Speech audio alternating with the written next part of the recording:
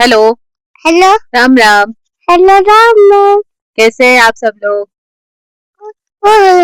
बोलो। कैसे हैं आप सब लोग?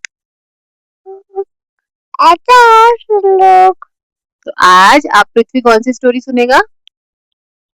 भगवान की हिरण्यकश्यप की। तो एक बार एक असुरों का राजा होता है। उसका नाम क्या होता है? हिरण्यकश्यप हाँ, उसका नाम होता है हिरण्यकश्यप। तो हिरण्यकश्यप क्या करता है? भ- भगवान ब्रह्मा जी की बहुत आराधना करता है। तो उस आराधना से, उस पूजा से भगवान खुश होके उसको क्या बोलते हैं? राजू मांगो, वरदान मांगो। तो वो बहुत चालाक होता है हिरण्यकश्यप। तो वो मांगता है, भगवान मुझे अमर कर दो। तो भगवान ब्रह्मा जी बोलते हैं, मैं तुम्हें अमर कैसे कर सकता हूँ? अमर करना तो मतलब सृष्टि के खिलाफ है। तो वो कहता है, अच्छा ठीक है, आप मुझे अमर मत करो, आप मुझे कोई और वरदान दे दो। तो भगवान बोलते हैं, मांगो, चलो दूसरा वरदान मांगो।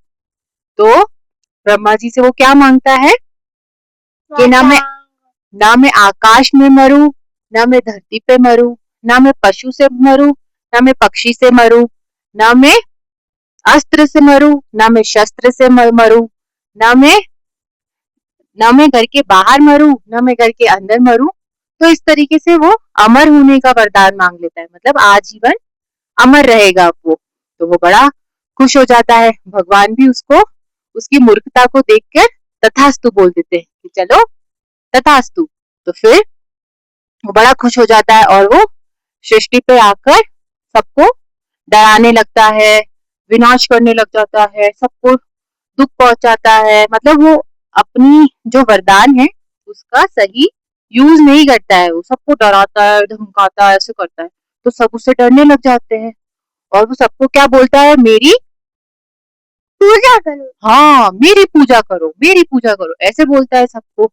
लेकिन थोड़े टाइम बाद उसको एक बेटा पैदा होता है। उसके बेटे का क्या नाम होता है? प्रहलाद हाँ, उसके बेटे का नाम होता है प्रहलाद। प्रहलाद क्या करता है, वो विष्णु जी का बड़ा भक्त होता है। तो वो हमेशा विष्णु जी की पूजा करता है। तो ये देख के हिरण्यकश्यप को क्या आ जाता है? क्या आ जाता है? बड़ा कुत्ता बड़ा गुस्सा आ जाता है उसको। तो वो क्या बोलता है, प्रहलाद को मेरे सामने लेकर आओ। सारे सैनिक जाते हैं और प्रहलाद को लेकर आते हैं। तो वो प्रहलाद को बोलता है, तुम मेरी पूजा करो। तो प्रहलाद बोलता है, आप भगवान थोड़ी हैं। तो हिरण्यकश्यप बोलता है, मुझे अमर होने का वरदान है, मैं ही भगवान हूँ, मैं मर नहीं सकता हूँ। तो वो बोलता है, आप मर नहीं सकते हो, लेकिन आप किसी को जिंदा भी तो नहीं कर सकते हो, तो आप भगवान कैसे हुए? तो वो बड़ा गुस्सा होता है, क्रोधित हो जाता है और अपने सैनिकों को बोलता है, इसको कहाँ डाल दो, सांप की उतली है। हाँ, इसको सांप की कोठरी में डाल दो। तो सैनिक जाते हैं और उसको सांप की कोठरी में डाल के आ जाते हैं। तो जैसे ही प्रहलाद हाथ जोड़ के विष्णु भगवान का नाम लेता है, तो सारे सांप क्या बन जाते हैं? फूल फूल बन जाते हैं और प्रहलाद बच जाता है। फिर हिरण्यकश्यप को गुस्सा आता है। तो उसको बोलते हैं अपने सैनिकों को कि इसको ऊंची पहाड़ी से फेंक दो। हाँ इसको लगी हाँ। तो सारे सैनिक जाते हैं प्रहलाद को लेकर और उसको ऊंची पहाड़ी से फेंक देते हैं। फिर वो विष्णु भगवान का नाम लेता है और बच जाता है। फिर हिरण्यकश्यप को गुस्सा आता है। फिर वो किसके पास जाता है? अपनी बहन के पास। बहन का क्या नाम होता है? होलिका। क्या नाम होता है? होलिका होलिका। और होलिका को वरदान होता है कि वो आग से नहीं जल सकती। तो वो दोनों मिलकर, हिरण्यकश्यप और होलिका, एक योजना बनाते हैं कि हम प्रहलाद को, मतलब होलिका प्रहलाद को गोदी में लेके बैठ जाएगी और वो प्रहलाद तो जल जाएगा और होलिका बच जाएगी, ऐसा वो सोचते हैं। लेकिन वो तो विष्णु भगवान का भक्त होता है।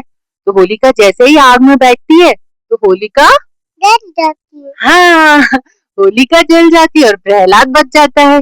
फिर हिरण्यकश्यप को गुस्सा आता है। वो गुस्से में बुलाता है प्रहलाद को, इधर आओ, कहाँ है तुम्हारे भगवान?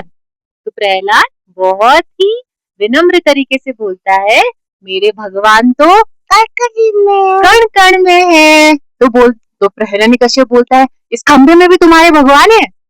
तो प्रहलाद बोलता है हाँ मेरे भगवान तो इसमें भी हैं। तो हिरण्यकश्यप जोर से धक्का मारता है और खंभा तोड़ देता है। उसमें हाँ वो देखो, तो उसमें से किसका अवतार होता है? शेर हाँ नरसिंह भगवान का अवतार होता है।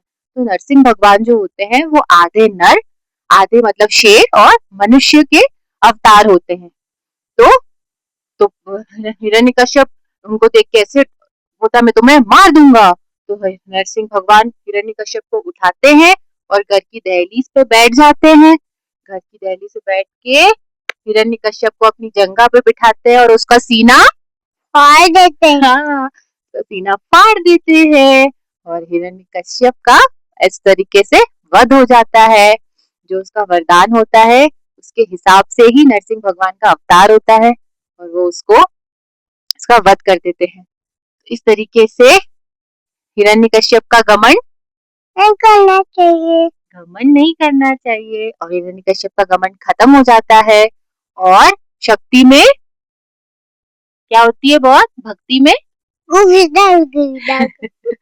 भक्ति में बहुत शक्ति होती है। तो ये जो स्टोरी है हिरण्यकश्यप और प्रहलाद की वो कहीं ना कहीं ये बताती है हमें कि हमें एक तो घमंड नहीं करना चाहिए। क्या नहीं करना चाहिए? हाँ घमंड नहीं करना चाहिए। दूसरा आप जब भक्ति करते हो तो उसमें बहुत शक्ति होती है। कहीं ना कहीं भगवान आपको सुन रहा होता है। तो ये वाली बात है। तो ये वाली स्टोरी जब हमने मतलब जब होली पास में थी मतलब होली आने वाली थी तो हम इसको मैं पृथ्वी को सुनाती थी तो पृथ्वी को थोड़ी बहुत याद भी है। तो मैंने सोचा आप सब लोग बोल भी रहे थे कि मतलब मेरा भतीजा बोल रहा था सब लोग बोल रहे थे कि पृथ्वी को इंट्रोड्यूस करो पृथ्वी को इंट्रोड्यूस करो। तो मैंने सोचा ये स्टोरी इसको आती है तो ये भी आपको सुनाएगा। चलो राम राम आज के लिए इतना ही। बोल दो Ram Ram. Bye bye. Bye उधर देख के बोलो bye bye. Bye. I love you. I love you.